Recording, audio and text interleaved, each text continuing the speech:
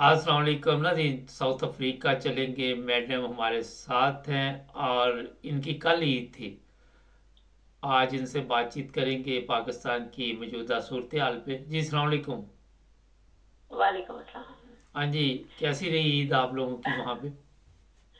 अल्हम्दुलिल्लाह अच्छी थी। अच्छी परदेश में क्या ईद होती है, आपको पता, फैमिली हो, दो तीन घर हो तो फिर भी चलो बंदा चला जाता अपनी फैमिली से मिलने के लिए, या वो आ जाए तो थोड़ी रौनक हो जाती है। जब अकेले ही हो तो फिर वो आपको पता है घर में ही रहना होता है, और कोई ऐसी खास ईद तो नहीं होती। और इस बार तो यकीन करें कि पूरा रमजान जैसे आप कहें रो के गुजरा, और ईद भी जो हमारे मुसलमानों के हालात है स्पेशली, मैं हम्म। सिर्फ पाकिस्तान की बात नहीं करूंगी, जितने भी मुसलमान हैं वो इतना दुख और तकलीफ में है कि बयान से बाहिर है। जो फलस्तीन में स्पेशली हुआ और अभी तक हो रहा है, हालांकि करारदाद यूएनओ की पास भी हुई कि बंद किया जाए, फौरी जंग बंदी की करारदाद मंजूर हुई, उसके बावजूद ईद वाले दिन स्पेशली इसराइल ने बहुत ज्यादा अटैक किया वहां पे। और अब तक जितनी भी जाने गई हैं, जो शहीद हुए, उनमें सबसे ज्यादा मासूम बच्चे हैं। हम्म। उन माओ का रोना देखा नहीं जाता। और जो मुसलमान जो ममालिक हैं, उनकी जो खामोशी है वो किसी भी ताज्जुब से कम नहीं है, और वो हमारे लिए बायसे शर्मिंदगी भी है कि हम लोग मुसलमान हैं, जहाद हम पे फर्ज हो चुका है, लेकिन हम लोग, हमारे नबी पाक सल्लल्लाहु अलैहि वसल्लम ने जो भी प्रिडिक्शन की थी, जो भी हमें पेश गोई की थी, बताया था कि आखिरी जमाना कैसा होगा, उसमें एक बात ये भी थी जो था कि वाहन जो होगा वो होगा आखिरी दौर में। वाहन से मुराद के मालो दौलत की जो हवस है उसमें मुब्तला होंगे मुसलमान, और जहाद उन पे फर्ज होगा लेकिन वो जहाद से कतराएंगे। हम्म। तो ये आखिरी नहीं तो। दौर ही चल रहा है।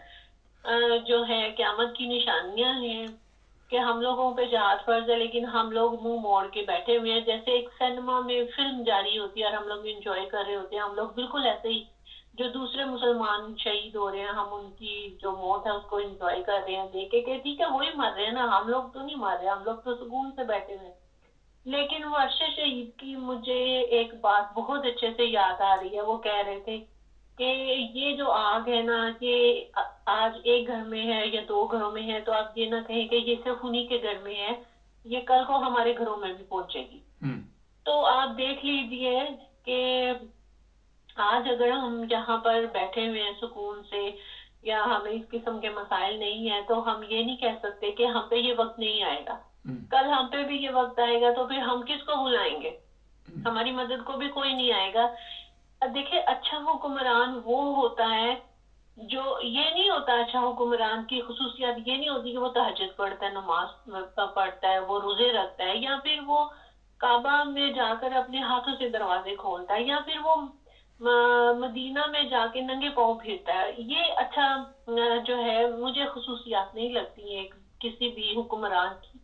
अच्छा हुक्मरान और सही हुक्मरान वो होता है जब उसका दौर आए, जब उसका दौर हुकूमत आए, वो अपने दौर में इस्लाम को नाफिज करने की कोशिश करे, हम्म। वो रूल ऑफ लॉ को नाफिज करने की कोशिश करे, वो लोगों लोगों के हालात बदलने की कोशिश करे, लोगों के मामलात को सुलझाने की कोशिश करे, राइट, वो दीन के नफाज के लिए हर मुमकिन कोशिश करे, वो सूद के निजाम को खत्म करने की कोशिश करे।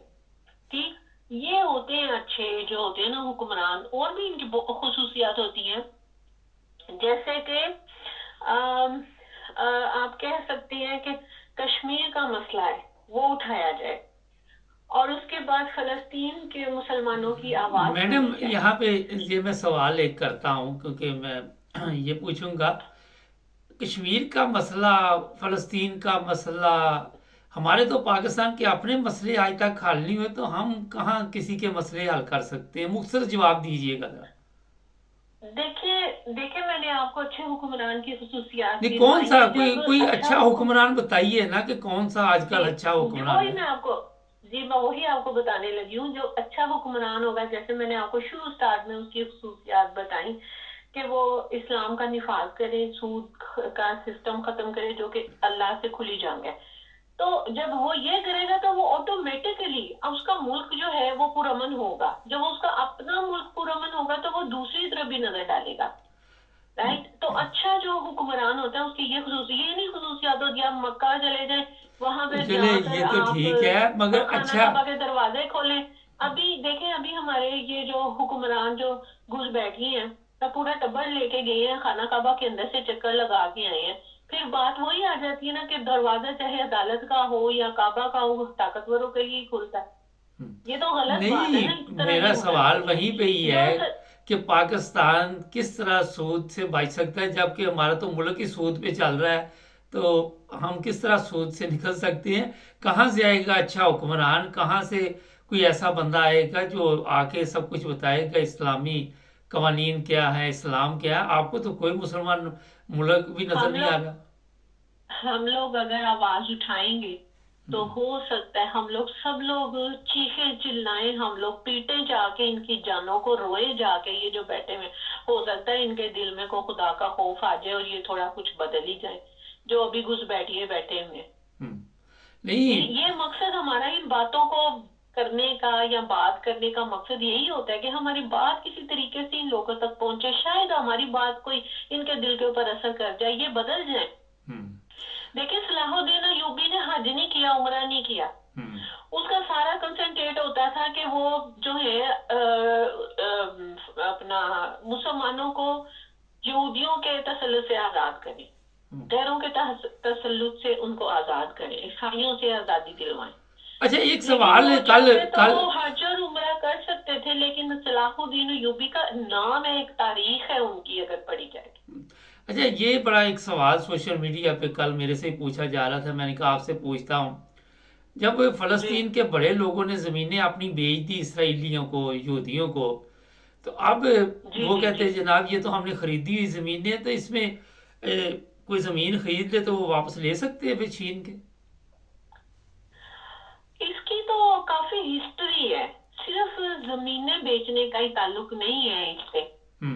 اس کی کافی ہسٹری ہے، یہ بہت لمبا پروسیجر ہے. اس کو بات کرنے کے لیے نا بڑا ٹائم چاہیے، آپ کے پروگرام میں ٹائم نہیں ہے اتنا. پھر کسی دن بات کریں گے اس پہ. واقعی انہوں نے بیچی تھی اپنی زمینیں ان کے ہاتھوں. لیکن آپ یہ دیکھیں زمین بیچنے کا مقصد یہ تو نہیں ہوتا کہ آپ بندے کو قتل ہی کرنا شروع کر دیں. اچھا اب پاکستان نے اپنے ایئرپورٹ بیچ دیے، اپنی اسٹیل مل بیچ دی، کل کو وہ لوگ آ جائیں تو پھر قصور کس کا ہوگا؟ عوام کا قصور ہوگا؟ نہیں، عوام نے کبھی چوروں کو منتخب نہیں کیا. یہ بات ثابت ہو چکی ہے 8 فروری کے الیکشنز کے بعد کہ عوام نے کبھی بھی چور حکمرانوں کو کبھی منتخب نہیں کیا. یہ ہم نے اپنی آنکھوں سے دیکھا ہے کہ کون ان کو منتخب کرتا ہے. رائٹ. وہی بات کروں گی عرشی شریف والی کہ یہ آگ آج فلاں کے گھر میں ہے تو کل کو ہمارے گھر میں بھی ہوگی. یہ وہی بات صادق آتی ہے کہ اگر انہوں نے اپنی چیزیں بیچی ہیں، یہودیوں کو اپنی پراپرٹی بیچی، زمینیں بیچی، تو آج یہ کیا کر رہے ہیں؟ یہ کن کو بیچ رہے ہیں اپنی زمینیں اور یہ اپنی جائیدادیں؟ پاکستان کی جو ملکیت ہے، جو بندرگاہیں، ایئرپورٹ، سڑکیں، یہ سب کس کو بیچ رہے ہیں؟ اوورسیز کو بیچ رہے ہیں نا. تو پھر کل کو اگر ہم پہ بھی یہی مسلط ہو جائے، ہمیں مارنا شروع کر دیں تو غلطی کس کی؟ ہم عوام کی غلطی نہیں، یہ ان کی غلطی ہے جنہوں نے چیزیں بیچی ہیں. اچھا آخر پہ صرف چند سیکنڈ ہے، ایک جواب دیجئے. کل فوج ٹھیک تھی کہ پولیس ٹھیک تھی؟ دونوں میں سے کون ٹھیک تھا 2 دن پہلے؟ میں تو بڑی نیوٹرل ہوں، میں لڑائی کی طرف ہوں. ٹھیک، نہ میں فوج کی طرف نہ میں پولیس کی طرف. عوام نیوٹرل ہے.